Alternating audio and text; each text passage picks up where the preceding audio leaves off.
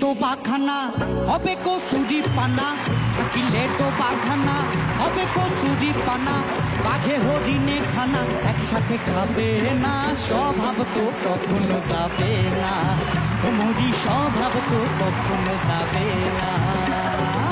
থাকিলে ডোবাখানা হবে কচুরি পানা, থাকিলে ডোবাখানা হবে কচুরি পানা। বাঘে হরিণে খানা একসাথে খাবে না, স্বভাব তো কখনো যাবে না, মরি স্বভাব তো কখনো যাবে না।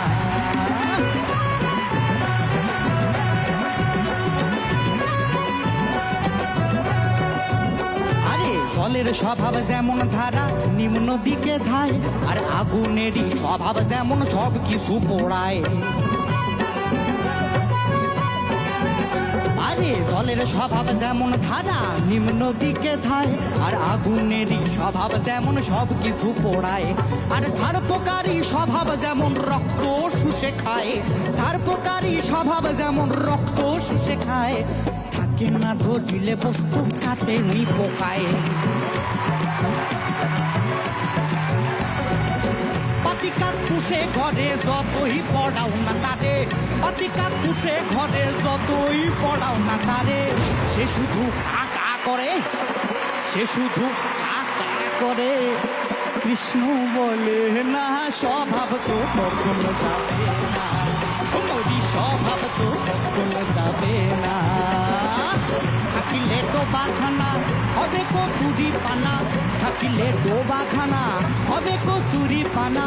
বাঘে হরিণে খানা একসাথে খাবে না, স্বভাব তো কখনো যাবে না, মরি স্বভাব তো কখনো যাবে না, মরি স্বভাব তো কখনো যাবে না, মরি স্বভাব তো কখনো যাবে না।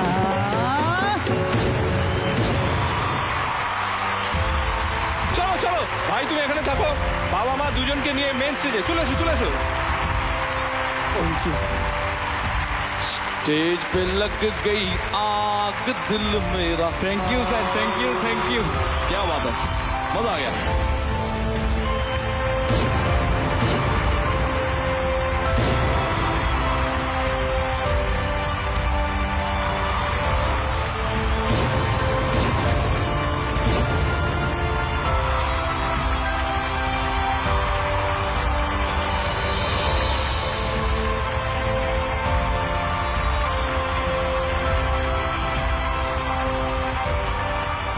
সৌমজিৎ, দারুণ তো। মায়ের এই মুহূর্তে ঠিক কি মনে হচ্ছে? ভীষণ ভীষণ আনন্দ হচ্ছে, সে আর বলে বোঝাবার মতো না। আমার ছেলে ছোটবেলা থেকে এত স্ট্রাগল করেছে, কখনো ওকে আমি তবলা দিতে পারিনি, ভাঙা হারমোনিয়ামেও গান করেছে, তবলা আমি টিউশনি করে তবলা কিনে দিয়েছি, আর ও গান ছাড়াও কিচ্ছু জানে না। আজকে আমি এত খুশি, এত আনন্দিত হয়েছি। আজকে জি বাংলাকে আমি শত কোটি প্রণাম জানাই, ধন্যবাদ জানাই, অনেক অনেক অনেক ধন্যবাদ জানাই। যারা লাইমলাইটেড হয় আস্তে আস্তে তার কেরিয়ারে, তাদের লাইমলাইটেড হওয়ার পেছনে বাবা মার যে কত অবদান থাকে সেটা কিন্তু বেশিরভাগ সময় সামনে আসে না। জি বাংলা সারেগামাপার এই অনুষ্ঠানের মাধ্যমে আমরা কিন্তু এটাও দেখছি বা এটাও জানতে পারছি যে কত মানুষ, কত বাবা মা এরকম ঘরে ঘরে ছেলে মেয়েদের তৈরি করার জন্য কত চোখের জল এবং কত কষ্ট প্রতিনিয়ত পার হয়ে তবে ছেলেকে মেয়েকে দাঁড় করাচ্ছে। Thank you Zee Bangla Saregamapa. Thank you, thank you, thank you. শ্রীকান্তদা, এই লড়াই, এই প্রতিনিয়ত স্ট্রাগল করা এক ধরনের আগুন তৈরি করে ভেতরে, সেটাকে না পুষে রেখো, ওটাকে, ওইটাই কিন্তু তোমাকে, ওইটাই ড্রাইভিং ফোর্স কিন্তু। হ্যাঁ, মানে ওটাই কিন্তু তোমাকে সামনে এগিয়ে নিয়ে যাবে। ওদের আশীর্বাদ তোমার মাথার উপর আছে, কোনো বাধাই তোমার সামনে বাধা হবে না। ওই যে মেডেলটা ঝুলছে, ওইটা আজকে তোমার গলায় এখন পরিয়ে দেওয়া হবে। আমি মেডেলটাকে তোমার কাছে নিয়ে আসি।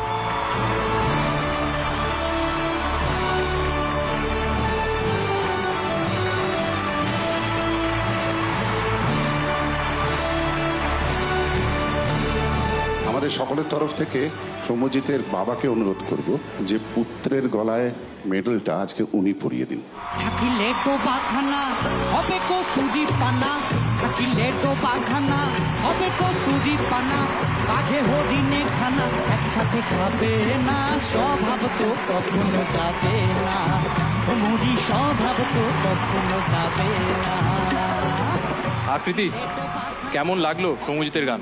जब माँ बाप इतना प्यार देते हैं, इतना सपोर्ट करते हैं, उनकी ताकत आपके साथ है, आपको कोई भी नहीं रोक सकता। Thank you ma'am, thank you, thank you. मैं इतना बताना चाहूँगा कि मैं भी पहले गिटारिस्ट था और मैंने बहुत 8 साल मैंने गिटार बजाई अपने बड़े भाई दलेर मेहंदी जी के साथ एज ए गिटारिस्ट। 75 रुपीज़ मिलते थे, 100 रुपया मिलता था, 500 रुपये में मैं बहुत अमीर समझता था अपने आपको। तो धीरे धीरे वही हुआ मेरे साथ। एक दिन दिलेपा जी आए नहीं एंड दिलेपा जी का एल्बम हो रहा था शूट, तारा रारा। तो उनको तभी पता नहीं था कि दिलेर मेहंदी है कौन है, क्योंकि तब तक वो पॉपुलर नहीं थे।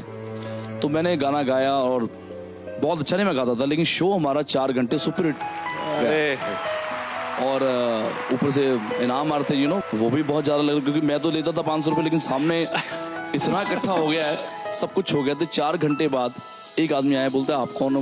मैंने बोला कहते आप दिलेर मेहंदी? मैं कि नहीं, मैं मीका सिंह। उसने सारे पैसे छीन लिए हमारे। तो पर वहां से मैं सिंगर बना। तो हम दोनों की जर्नी सेम ही है, और जितना देर से आओगे उतना देर तक टिको, उतना देर तक टिको, उतना देर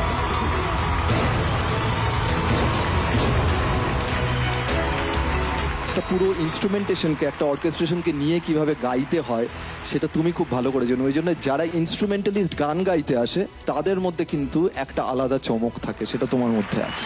thank you sir, thank you so আর मच। আমাদের তো আজকে গান শোনা হয়ে গেল আবির। হ্যাঁ। তার মানে আজকে প্রায় আমরা তো শেষের পর্যায়ে চলে এসেছি। শেষ হ্যাঁ, পর্যায়ে। প্রায়। আমার একটু বলা বাকি তোমার? আছে, সেইটা বলি আর কি। হ্যাঁ, নিশ্চয়ই। কারণ জয়দা, বলো। আজকে আরেকজনেরও কিন্তু আমরা প্রথম পারফরমেন্স দেখলাম, সেটা হচ্ছে আবির চট্টোপাধ্যায়।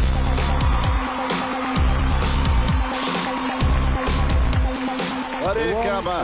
সেটা কিন্তু অসাধারণ, আমি প্রচন্ড এনজয় করেছি এবং আমাদের সেটা প্রচন্ড এনার্জি দিয়েছে। Thank you very much, thank you.